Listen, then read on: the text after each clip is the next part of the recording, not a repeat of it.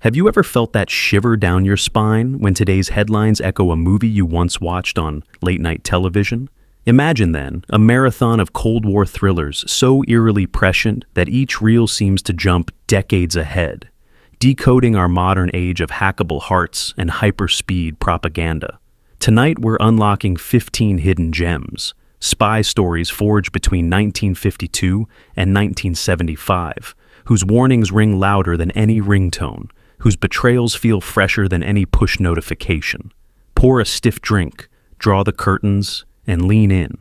Every frame you're about to revisit was quietly preparing us for the age of algorithmic subterfuge we now scroll through daily. The Man Between, 1953. In Carol Reed's atmospheric Berlin, bombed-out masonry turns city blocks into moral minefields. Claire Bloom's Suzanne, a wide-eyed English tourist, meets James Mason's Evo Kern, a suave courier who trades forged birth certificates as casually as cigarettes. What begins as a tentative romance sours into a study of compromised borders. Ivo's every handshake could be a handover, every whispered endearment a password. Reed's off-angle cinematography makes the audience lean, literally, to glimpse danger hiding at the edge of the frame, anticipating 21st century surveillance feeds that force us to decode truth in fragments. The real brilliance lies in Suzanne's gradual corruption. By the time she crosses from the British to the Soviet sector, she's already blurred the map inside her own heart. The film's chiaroscuro lighting transforms Berlin's ruins into a physical manifestation of post-war moral ambiguity. Each shadow conceals potential betrayal. Each beam of light might reveal an informant. Mason's performance balances charm against fatalism, his eyes constantly scanning exits, his voice dropping to a conspiratorial whisper, even in empty rooms. This perpetual vigilance mirrors our modern paranoia about digital footprints and location tracking. A climactic bridge sequence, bathed in searchlights, dares us to decide whether love can ever be extradited from ideology. 7 decades on, when relationships form across data-firewalled nations, the film's bleak verdict, that affection may falter where borders do not, feels brutally current. As the final frame fades on Evo's sacrifice, we're left wondering, in our own surveilled century, can any connection remain truly private, or are we all performing for unseen watchers? 5 Fingers, 1952. Tyrone Power's valet, codenamed Cicero, prowls the Turkish embassy like a phantom janitor. While photographing top-secret cables, he irons flat on a silver tray. Director Joseph L. Mankiewicz skips pistol duels for typewriter clacks, showing how a single bureaucrat can topple alliances without ever cocking a gun. Power's performance is more silk than steel, his self-loathing disguise beneath clipped courtesy, and that contradiction foreshadows the conflicted whistleblowers of our cyber age. What makes 5 Fingers especially prophetic is its clinical attention to process, Cicero's meticulous staging of documents, his precise calibration of camera angles, his careful tracking of diplomatic schedules, all executed with the precision of today's data miners. His method transforms mundane office access into a weapon more devastating than any bomb. When embassy staff grow suspicious, their countermeasures feel eerily familiar to anyone who's implemented two-factor authentication. Changed locks, randomized document storage, staggered security protocols. When his microfilm hits Berlin, Nazi officials treat it like cryptocurrency, anonymous, portable, priceless. Yet the film's masterstroke comes in its denouement. The money Cicero receives is counterfeit, a betrayal that anticipates today's dark web scams. Equally contemporary is the Allies' decision not to prosecute him after the war, fearing public embarrassment, underscoring a truth we still swallow. Institutions prefer quiet reputation management over loud justice. Watch the final scene in which Cicero, now broke, still free, slouches past an Ankara newspaper kiosk that trumpets fresh scandals. It's a wink at history repeating itself, reminding us that the next leak is always pending, and the next Cicero already wears a security badge. Night People, 1954. Gregory Peck discards his noble Atticus Finch aura to play Colonel Steve Van Dyke, a jaded U.S. negotiator tasked with retrieving a kidnapped soldier from East Berlin agents. Nunnally, Johnson's script is a fireworks show of crackling sarcasm and geopolitical brinkmanship. Negotiators haggle over POW lives the way street vendors haggle over sausages. Johnson shoots Berlin's ravaged streets in crisp cinemascope, juxtaposing broad boulevards with the claustrophobia of occupation. The film's visual language speaks volumes. American sector interiors glow with artificial warmth, while Soviet zones appear deliberately underlit, suggesting moral twilight. Particularly innovative is Johnson's use of telephone conversations. Van Dyke's office becomes a nerve center, where receivers cradle between ear and shoulder, foreshadowing our own era of constant connectivity and remote-controlled diplomacy. Layers of deception accumulate like winter frost. Fake defectors, switched dossiers, a blindfolded trade at Spittlemarkt that feels like a chess grandmaster sacrificing pawns to save the queen. Walter Abel's performance as an American industrialist willing to leverage corporate connections to rescue his son stands as a prescient warning about private influence in matters of national security, a concern that feels especially pointed in our age of military contractors and tech giants with government clearances. The film's most prophetic beat arrives in a smoky backroom where Van Dyke grip twists a Stasi colonel's conscience, then pauses to wonder aloud if either of them can tell whose side they're really on. In a world of proxy wars and outsourced covert ops, that existential shrug still reverberates. By the finale's Dawn Bridge prisoner exchange, you realize every character has negotiated away a piece of their soul, and perhaps so have we whenever headlines reduce human lives to mere bargaining chips. The Ipcress File, 1965.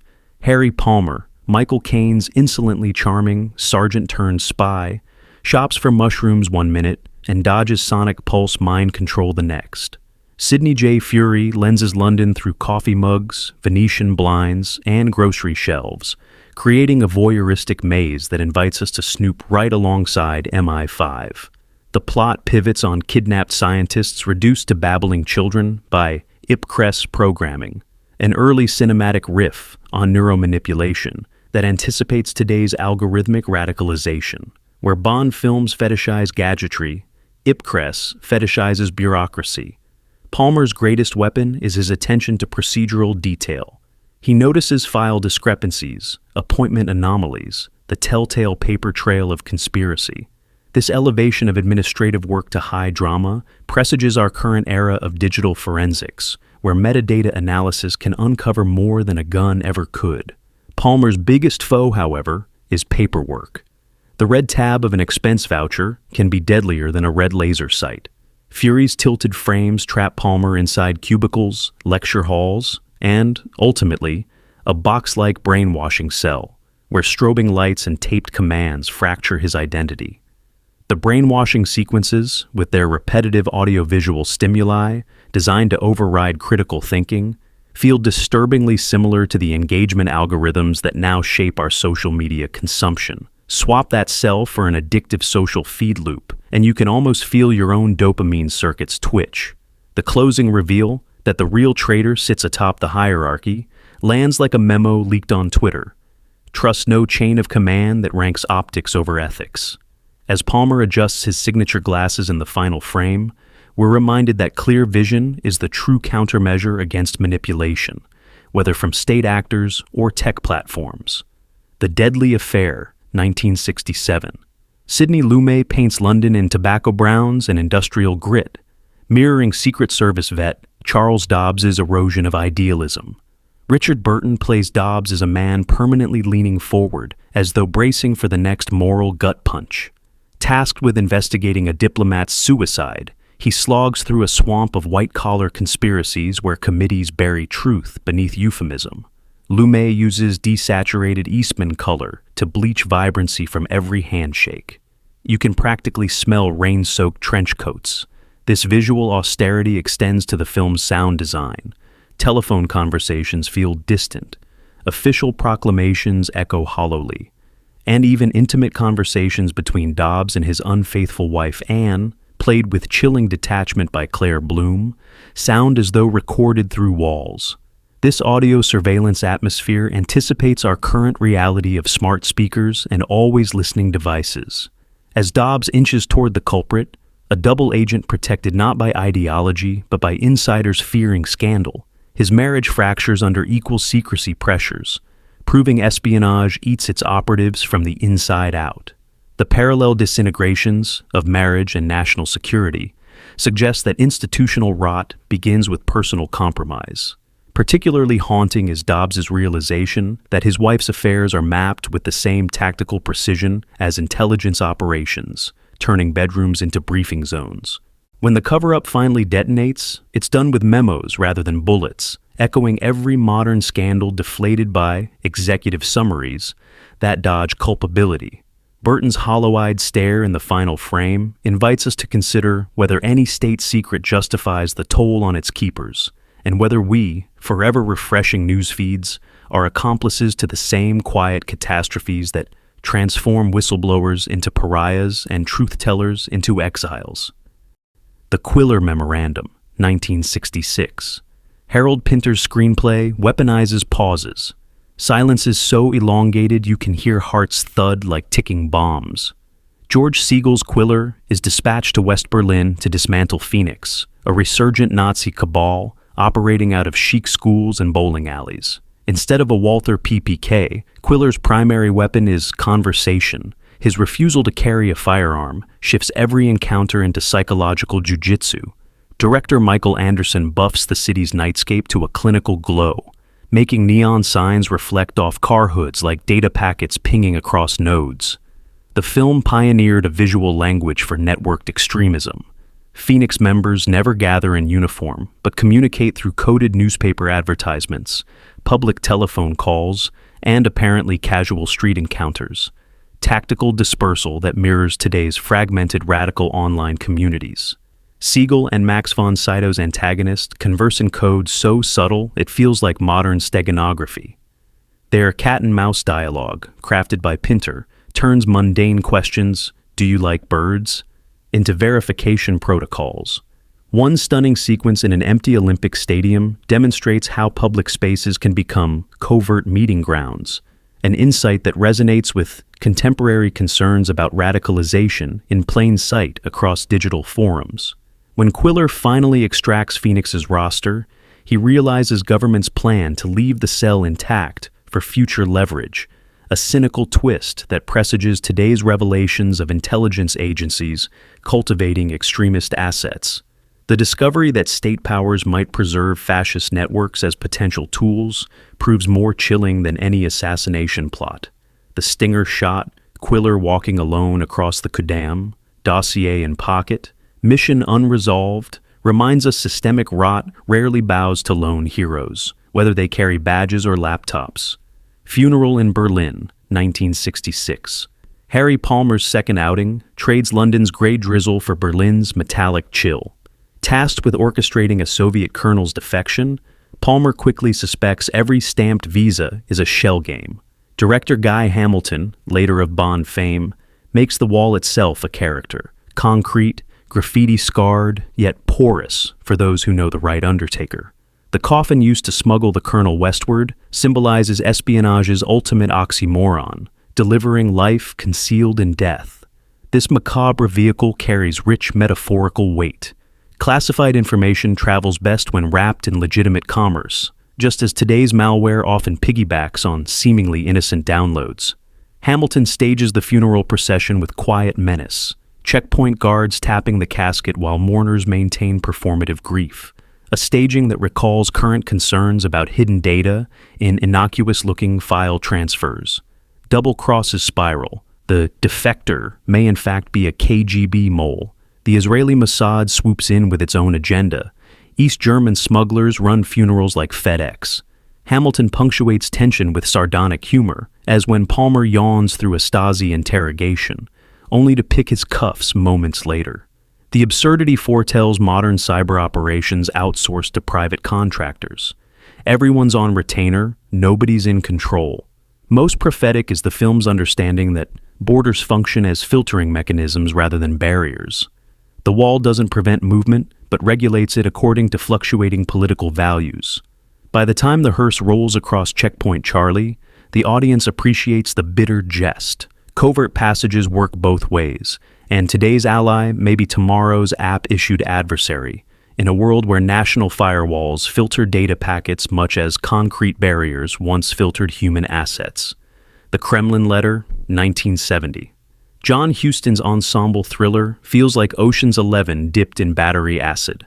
A clandestine committee of semi-retired spies, codenamed the Warlock, the Whore, the Erector, reconvenes for one last job: retrieve a forged letter pledging U.S. support for a Soviet coup.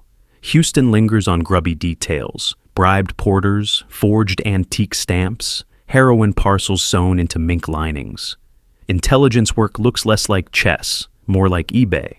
The film's scattered structure mimics the fragmented nature of modern intelligence gathering. Rather than centralized command, operations unfold through specialized contractors, each handling discrete tasks, a network model that anticipates today's dispersed cyber warfare units. Patrick O'Neill's rookie agent Charles is our avatar, gasping as veterans treat bodies and borders as mere currencies. Particularly innovative is Huston's portrayal of intelligence marketplaces. Deals ripple through Rome, brothels, Helsinki saunas, and Leningrad flea markets, anywhere people can be bought faster than ideologies can. These neutral zones where opposing operatives mingle freely foreshadow the digital black markets where hackers auction vulnerabilities to the highest bidder regardless of allegiance. Richard Boone's Warlock, who specializes in identity theft, demonstrates techniques from voice mimicry to forged documents that presage modern concerns about deepfakes and digital impersonation. The film's nihilistic core announces itself when Charles discovers his employers will burn the whole crew if retrieval jeopardizes diplomacy. That outsourcing of risk to expendable freelancers foreshadows today's gig economy hackers, manipulated by states that deny them. The closing shot, Charles, frostbitten, humming an unfinished lullaby, echoes through 2025's army of disavowed contractors scrolling for their next ambiguous payday. The Looking Glass War, 1970. John Rhys Davies and a young Anthony Hopkins headline this brutally minimalist adaptation of John le Carré's novel. MI6, desperate for relevance, recruits a Polish defector to photograph a suspected Soviet missile site. Training unfolds in dingy warehouses where mannequins stand in for sentries, emphasizing the British service's budgetary anemia. The film dissects the illusion of competence. Maps are outdated, cyanide tablets past expiration, escape routes hypothetical. This bureaucratic dereliction feels especially relevant in an era of government agencies struggling to keep pace with rapidly evolving technology landscapes. The amateurish preparation sequences, where Hopkins fumbles with radio equipment and struggles to memorize cover stories, stand in stark contrast to the precision training montages of traditional spy films, suggesting that real intelligence work often proceeds through improvisation rather than perfect planning. Once the rookie parachutes into East Germany, radio static becomes his only lullaby. Director Frank Pearson creates a soundscape of isolation, wind through bare trees, distant dog barks, the crunch of snow underfoot, all serving to underscore Hopkins' fundamental loneliness. This sonic vulnerability predicts our current anxiety about digital communications, the uncertainty of whether messages reach their intended recipients, whether signals are being intercepted, whether cries for help echo into void. Back in London, bureaucrats sip tea while betting how long he'll last. Deadpool office humor that anticipates our era's detached drone warfare chatter. The defector's gradual realization that he's expendable culminates in a heartbreaking standoff, with border guards who are just as terrified. In the end, both sides quietly erase the mission, proving that in espionage, failure is often recycled as non-existence. It's impossible not to think of countless real-world informants whose sacrifices are redacted into oblivion, their stories classified, their graves unmarked. The Salsburg Connection, 1972. Barry Newman's vacationing lawyer, Bill Matheson, stumbles upon a Nazi chest submerged in Austria's Grundlsee, rumored to hold microfilm naming every wartime collaborator still wielding influence. Director Lee H. Katzin contrasts postcard alpine vistas with murky underwater sequences, reminding us that beneath every tranquil facade lies a vault of unresolved history. The film's underwater photography deserves special mention. Cateson employs green-tinged lighting and distorted perspectives to transform lake-bottom scenes into alien landscapes where visibility fluctuates unpredictably. This visual uncertainty mirrors our contemporary difficulty navigating vast data repositories where truth lies buried beneath layers of disinformation. The chest itself represents an analog version of encrypted storage, waterproof, geographically isolated, accessible only to those with proper coordinates, paralleling today's concerns about secure data centers and offline backups. Multiple agencies, CIA, KGB, Mossad, even rogue ex-SS men, plunge into a lethal scavenger hunt. The chest's contents promise either blackmail leverage or truth and reconciliation, depending on who surfaces first. The concept of a single encrypted payload, capable of flipping global alliances, foreshadows present-day data dumps, like the Panama Papers. Anna Karina's performance as a photographer with hidden loyalties reinforces the theme that recording devices, her camera, the microfilm, serve as both weapons and shields in information warfare. Newman's amateur sleuthing grows frantic as allies reveal ulterior motives. Even his camera-toting girlfriend may be a courier. Katzon's final twist, contents transferred to an unassuming tourist boat heading to Switzerland, drives home the unsettling reality that earth-shaking secrets often travel in plain sight, zipped into laptop sleeves, surfing airport Wi-Fi. The film's closing ambiguity about the microfilm's ultimate destination feels particularly resonant in our era of leaked databases and contested attributions. The Odessa File, 1974. Jon Voight's inquisitive journalist Peter Miller inherits a Holocaust survivor's diary and plunges into the underworld of Odessa, a clandestine organization protecting fugitive SS officers. Director Ronald Neame overlays Hamburg's Christmas lights with Nazi memorabilia markets, contrasting Yuletide warmth against cold-blooded denial. The film's production design brilliantly juxtaposes Germany's economic miracle with its unprocessed trauma. Gleaming Mercedes showrooms stand blocks from back-alley shops, trading iron crosses. Modernist office towers loom over beer halls where old soldiers exchange coded greetings. This architectural tension visualizes how progress often builds directly atop unacknowledged atrocity, a concept that resonates with contemporary debates about institutional memory and historical accountability in digital spaces. Voight's Miller trains under Mossad to impersonate a sympathizer, a proto-deep cover that mirrors activists infiltrating extremist forums today. His transformation sequence, where he studies SS mannerisms and memorizes fabricated service records, anticipates the meticulous profile building now required to penetrate closed online communities. Maximilian Schell's chilling performance as Edward Rauschmann, the Butcher of Riga, demonstrates how war criminals reinvent themselves as respectable businessmen, a pattern of rehabilitation that continues in modern corporate whitewashing of controversial figures. The film's tension ratchets as Miller realizes Odessa members now occupy corporate labs, forging chem-war tech for authoritarian regimes. Voight's every exhale fogs the lens, a reminder that moral clarity can freeze amid shades of survival. When Miller confronts the camp commandant who murdered his father, the catharsis is undercut by a chilling epilogue. Odessa's network persists, Hydra-like, within civil institutions. Neame leaves us pondering whether unmasking evil suffices if the system continues to launder it, a dilemma echoed whenever present-day exposés reveal dark money fueling modern politics. The Tamarind Seed, 1974.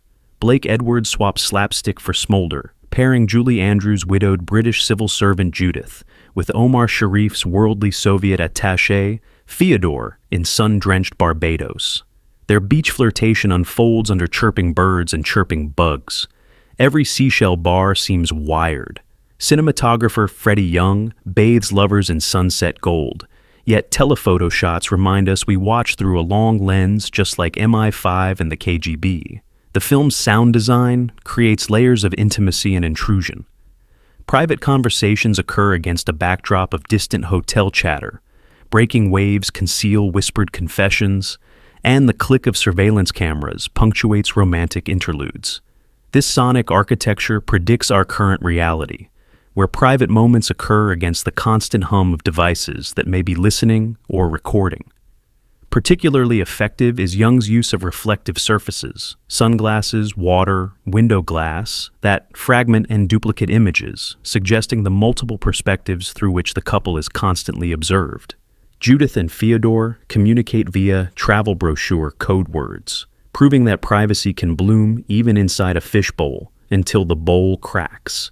Their improvised encryption methods, discussing classified information while pretending to review tourist attractions, anticipate modern couples navigating dating apps monitored by algorithms. Edwards critiques voyeur culture decades before social media. A British general thrills at reruns of their surveillance tapes like a binge-worthy series. When Judith must decide whether Fyodor's defection plea is genuine or geopolitical theater, the film exposes how lovers become algorithms in someone else's war game. The final sequence on a foggy airstrip deliberately evokes Casablanca, but with a crucial difference. While Bogart and Bergman sacrifice love for cause, Andrews and Sharif attempt to transcend national allegiance altogether. Edwards withholds definite answers, positioning the audience as yet another observing agency, complicit in reducing human intimacy to metrics. The Day of the Jackal, 1973. Fred Zinnemann procedural remains a masterclass in logistics. The nameless Jackal fashions custom passports, smuggles a collapsible rifle inside crutches, and calibrates bullet trajectory in a Paris hideaway. Zinnemann documents each task with clinical patience, turning prep work into suspense. What makes the film especially prescient is its understanding that identity is malleable. The Jackal doesn't merely disguise himself, but iteratively transforms through calculated data points. His methodical construction of alternate personas, complete with documentation, appearance modifications, and behavioral adjustments, prefigures modern identity theft techniques. One striking sequence shows him testing different hair colors and measuring facial proportions with calipers, approaching personal appearance as a statistical problem, an analog version of the algorithms that now generate convincing synthetic identities. The French authorities counter him with analog big data, index cards, parish records, hotel registries, creating a pre-digital dragnet that still feels relevant when governments today fuse facial rec algorithms with transaction histories. Particularly innovative is the film's portrayal of cross-referencing. Detectives match partial information across different databases, vehicle registrations, passport applications, hotel logs, to gradually narrow their target profile. This methodical correlation hunt anticipates current detective work tracing digital breadcrumbs across disparate platforms. What dazzles is the Jackal's modular identity. He updates disguises like software patches, exploiting bureaucratic lag. When he melts into the Liberation Day parade, the camera cranes over uniformed soldiers and costumed civilians alike, asking whether patriotism can spot the saboteur disguised as its own reflection. The climactic misfire, halted by Inspector Liebel's pencil-thin intuition, underscores the thin line between order and chaos. One hunch, one wiretap, one overheard accent away from disaster. 3 Days of the Condor, 1975. Robert Redford's Joe Turner reads novels for the CIA, scanning fiction for hidden geopolitical blueprints. A job that seems quaint until his entire office is massacred for stumbling onto a Black Ops energy plot. Sidney Pollack drenches 1970s New York in wintry gloom, subway vents hissing like dragons. The film's opening sequence in the American Literary Historical Society establishes Turner as a proto-data miner, feeding books into primitive computers to extract patterns and anomalies, an early visualization of algorithmic content analysis that now powers recommendation engines and surveillance systems. His colleagues specialize in different genres and languages, collectively functioning as human search filters combing through cultural noise for actionable intelligence. This portrayal of pattern recognition as both art and science anticipates our current debates about the intersection of human judgment and machine learning in intelligence gathering. Turner, renamed Condor, becomes a seed phrase out of place, a research nerd forced to improvise tradecraft against polished killers. Each payphone call clicks with paranoia, prefiguring burner app culture. Pollack's direction emphasizes Turner's growing understanding that systems designed to connect people, telephone networks, postal services, simultaneously enable their tracking, a paradox that defines our contemporary relationship with digital communications. A kidnapped photographer becomes an unwilling getaway driver, her apartment walls littered with voyeuristic Polaroids that mirror state surveillance. The revelation that rogue planners seeded the very novels Turner reads to test plausibility foreshadows predictive policing algorithms mining our tweets. In the final scene, Condor trusts the New York Times to publish the scandal. A senior spook smirks. How do you know they'll print it? A line that hangs heavier now, when algorithm-curated feeds can bury truth beneath influencer brunch photos. The Manion Candidate, 1962. John Frankenheimer's nightmare marches to the pulse of the Cold War's most feverish month. October, 1962. The Cuban Missile Crisis. Sergeant Raymond Shaw returns a Medal of Honor hero, unaware he's a hypnotic pawn primed for political homicide. Frankenheimer's mise-en-scène morphs banquet halls into clinical brainwashing chambers with a camera swirl that still dazzles editors. The film's most innovative sequence, the Garden Club meeting that transforms into a communist lecture hall through rotating camera movements, creates a visual metaphor for manipulated perception that feels startlingly relevant in our era of augmented reality. By showing how the same physical space can be experienced radically differently depending on mental programming, Frankenheimer anticipated both the promise and peril of technologies that overlay digital information onto physical environments. Viewers in '62 reportedly checked their own memories after this dreamlike segment, where Shaw's platoon sees flower show ladies while we see communist interrogators, a cinematic deep fake decades before the term existed. Angela Lansbury's mother monster imbues Freudian horror. She weaponizes maternal affection into strategic torture, blurring family and faction. Her control mechanisms, playing cards, telephone calls, specific phrases that trigger pre-programmed behaviors, operate as analog versions of the coded commands that now activate digital assistants and smart home systems. Frank Sinatra's unraveling intelligence officer Ben Marco embodies our contemporary anxiety about memory reliability in an age of manipulated media. His recurring nightmares contain truth fragments his waking mind cannot process. Replace Shaw's Queen of Diamonds trigger with a viral meme or an AI-generated voice note, and the assassination plot clicks into our timeline of algorithmic radicalization. The finale's chilling lesson, that power brokers will sacrifice even their children for ideological theatrics, reminds us today's culture war avatars may also be sleepwalkers marched to somebody else's drumbeat. What film from this Cold War collection resonated most with your digital life? Did the Ipcress File make you second-guess your social media feeds? Did 3 Days of the Condor change how you consume your morning news? Drop your thoughts in the comments below. I'm fascinated to hear which of these prophetic thrillers struck the deepest chord with you. If you enjoyed this cinematic time travel, don't keep it classified. Hit that subscribe button and tap the notification bell to stay connected to our growing network of films. Every week, we unearth forgotten cinematic treasures that speak to our present moment with uncanny precision.